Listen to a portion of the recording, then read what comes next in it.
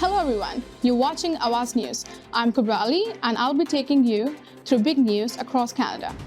Police say that two men fatally shot inside one nightclub were employed as security guards. Man charged in killing Muslim family in London, Ontario to be tried elsewhere. Toronto police, family of senior missing for 2 weeks, appeal for public's help. Environment Canada crews working to determine whether a tornado struck a community east of Peterborough. Advocacy groups call on Ontario government to double social assistance rates. Charges laid after armed carjacking in Etobicoke. House of Commons Committee will hold 2 hearings on Rogers outage today. Adult male killed in single vehicle collision in Scarborough. Those were the headlines, and now let's jump right into the details. Emergency crews are on the scene of a crash on Gardiner Expressway in Etobicoke that left 3 people seriously injured. It happened at Grand Avenue just west of Park Lawn Road at approximately 11:28 a.m. Toronto paramedics at the scene told CP24 that 3 patients were transported to hospital following the crash. Those injured include a male and a female who sustained serious injuries. Both are considered to be in stable condition at this time. It's unclear what caused the crash, and police are advising drivers in the area to consider alternate routes as an investigation gets underway. 2 men who were shot dead inside of one nightclub over the weekend have now been identified, and police say that both were working as security guards at the establishment at the time. The shooting took place at the ATL Lounge in vicinity of Highway 7 and Keele Street in early hours of Saturday morning. When officers arrived on scene, police said they located 3 victims suffering from gunshot wounds.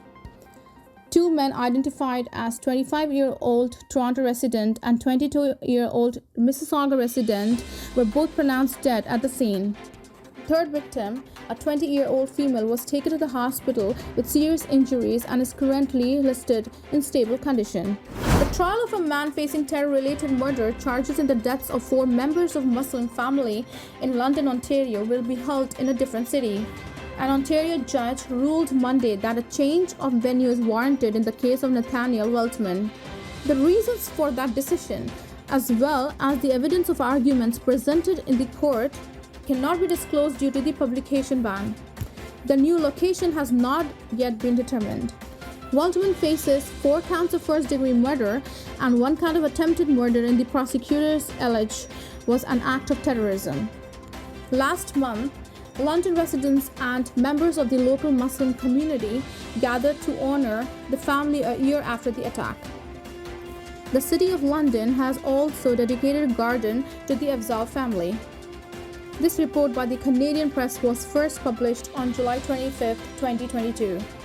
An investigation is now underway to determine whether a tornado may have touched down east of Peterborough on Sunday night. Environment Canada says that 2 of its crews, as well as 2 crews from Western University's Northern Tornadoes project, will be surveying an area spanning from Melmora in the west to Brockville in the east today as they work to determine whether an extensive area of damage could have been caused by a tornado. Environment Canada says that there were widespread reports of damage following the storms, including reports of flipped trailer in Rockdale, downed trees and hydro wires in Tweed and Madoc, and numerous homes damaged in Marmora.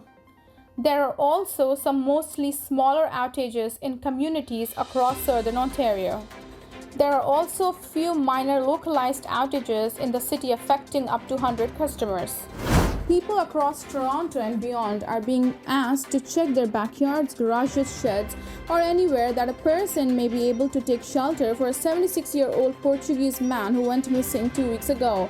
Antonio Madeira, a resident of West Toronto's Oakwood Vaughan neighborhood for more than 4 decades, was last seen on Tuesday, July 12, sometime between 10:30 and 11 a.m. near Winona Drive and Mulberry Crescent. This afternoon, outside 13th Division, Constable Laura Brabant, along with the man's son Michael, appealed for the public's help. Michael Madeira and his family have been worried sick since their loved one disappeared. Michael said his father may have undiagnosed dementia and could be anywhere in the city at this point.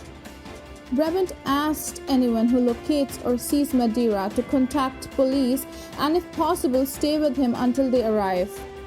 She said investigators are continuing to follow up on any tips or possible sightings. The House of Commons Industry Committee will hold 2 hearings today about the Rogers outage that lasted more than 15 hours and left millions of Canadians in communications blackout. The July 8 outage affected Rogers mobile and internet users, knocked out ATMs, shut down the Interact payment systems, and prevented calls to 911 services in some Canadian cities. The committee held an emergency meeting July 15 and voted unanimously to open an investigation into the Rogers outage. The committee will seek answers about the cause of the outage, its overall effect, the best practices to avoid future outages, and better communicate with public during such emergencies. Experts, however, have called for increased competition in the telecom industry to ease the impact of future outages on Canadians. The Ontario government has released a plan to help students catch up the following 2 years of interrupted learning due to the COVID-19 pandemic. The plan focuses primarily on getting students back in the classroom for a full school experience. However, the progressive conservatives say they will also enable the option of remote learning for parents who feel it's the best option for their child. Our plan starts with a return to in-person learning on time and with all the experiences students need and deserve, like sports, clubs, and field trips. Nothing is important, the document reads. Speaking at a news conference on Monday, Education Minister Stephen Lecce says his government remains committed to keeping kids in school even in the event of another wave of COVID-19. The Education Minister did not go into the further detail about whether legislation will be tabled labeling education workers as essential services, a designation that would prevent certain labor actions such as strike, for example, from taking place. Thank you for tuning in. I'm Kubra Ali. I'll see you back tomorrow, same time, same channel. Have a good night.